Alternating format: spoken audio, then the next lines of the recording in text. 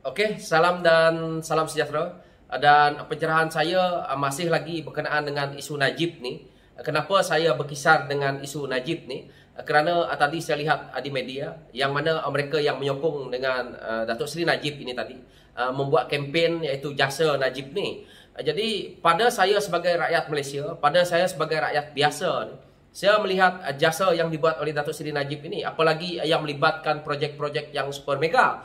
Dan apabila saya melihat kenyataan media ini tadi, yang mana saya lihat projek-projek mega yang dibuat, saya akui sebagai seorang Perdana Menteri itu adalah tugas beliau. Dan jika beliau gagal ataupun tidak gagal, itu adalah memang tanggungjawab yang perlu seorang Perdana Menteri buat untuk membangunkan negaranya. Jadi kalau kita nak menyeraikan jasa-jasa Perdana Menteri kita, suruh saya jadi Perdana Menteri pun saya boleh buat kerja yang seperti itu. Tetapi pokok pangkal yang kita lihat hari ini, setiap inci, setiap kerja yang kita buat itu dinilai oleh rakyat dan jangan perbodohkan rakyat. Kerana contoh projek-projek yang dibuat oleh Datuk Seri Najib ini tadi, siapa yang mendapat manfaat ini? Apakah benar ianya akan menguntungkan kepada rakyat biasa? Sebenarnya banyak daripada ketirisan berlaku di sini.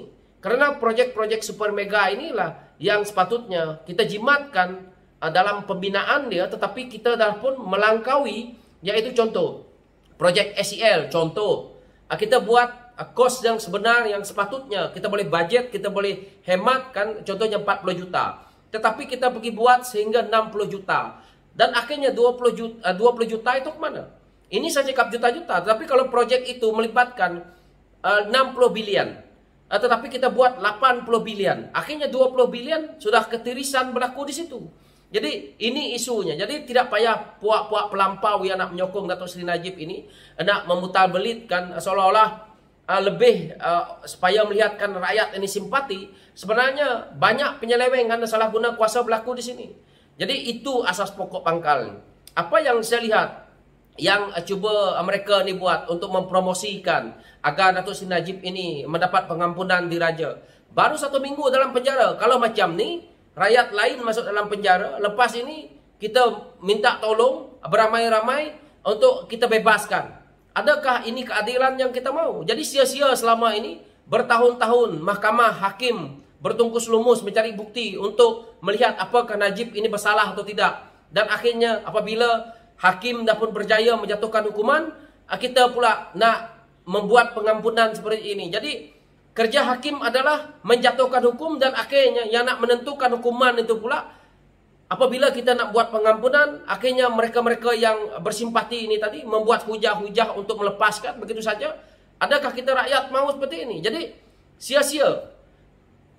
Apa yang kita lihat juga, kalau kita membebaskan seorang yang sudah kita jatuhkan hukum dengan mudah seperti ini, maka saya rasa undang-undang di negara kita ini tidak guna lagi kita buat.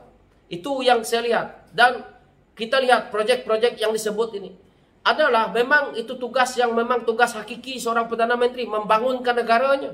Tetapi zaman Datuk Seri Najib ni, apa yang dia bangunkan? Kita lihat contoh apa yang kita lihat di akhbar hari ini yang melibatkan isteri beliau. Projek yang sepatutnya melibatkan solar kepada sekolah yang daif di negeri Sarawak pun diselewengkan. Akhirnya hari ini kita lihat, saya belum lagi pergi ke sekolah-sekolah daif di Sarawak untuk saya nak ngecek betulkah benda ini telah pun dilaksanakan.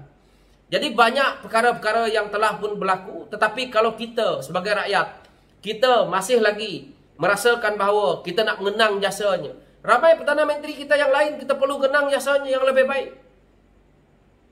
Jadi itu dia.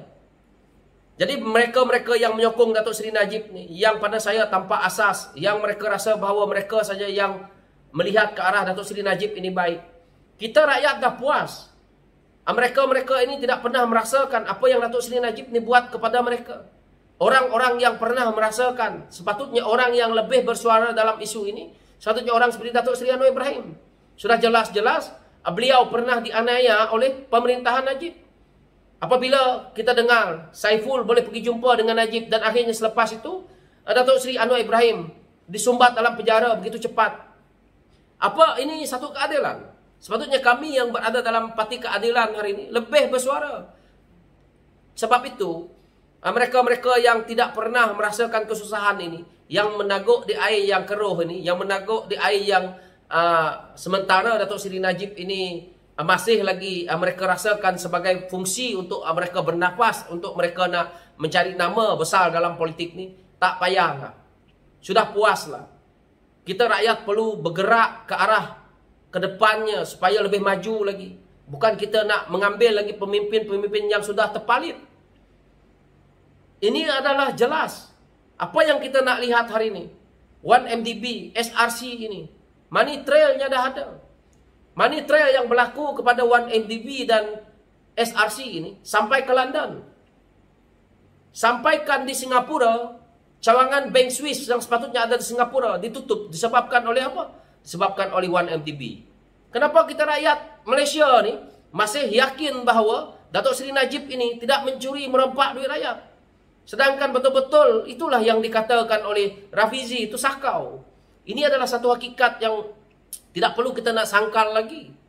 Yang mana kita lihat di Singapura yang paling dekat sekali. Kita boleh tengok DBS Bank, 2 orang manager kena penjara kerana kes 1MDB ini. Tapi kita di Malaysia nak menangkap kepalanya. Atas pangkal, pokok pangkalnya kes ini berlaku adalah disebabkan Najib. Senang saja. Siapa suruh buka 1MDB? Kenapa Najib buat perkara ini tidak tanya rakyat? Apa tujuan asalnya 1MDB ini ditubuhkan? Sedangkan 1MDB ini ditubuhkan dengan bermodalkan 1 juta. Tetapi boleh pinjam, boleh ambil duit berpuluh-puluh bilion. Bukannya milian lagi, berbilion-bilion. Ini asasnya apa? Jadi kita rakyat sudahlah. Jangan kita terpengaruh dengan dakyah-dakyah gila mereka ini. Yang mereka ada kepentingan.